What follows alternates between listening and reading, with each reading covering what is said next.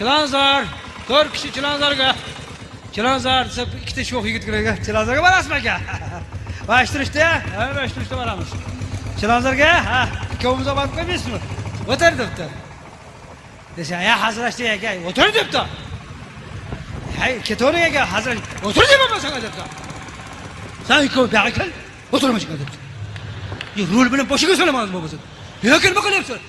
O'tirma shunga debdi. Sen boshlading, o'zing boshlading, sen boshlading. Sen o'zing to'xtatding-ku. Endi nima bo'ldi bu yoqqa? Kalta ishdan qo'rqdi-da, aka haydang bo'lmasa Chilonzorga qarab turibdi.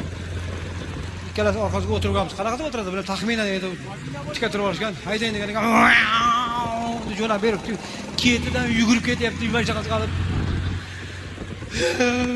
Tili bir qash osilib ketgan. To'xtaysa kalta yeydi.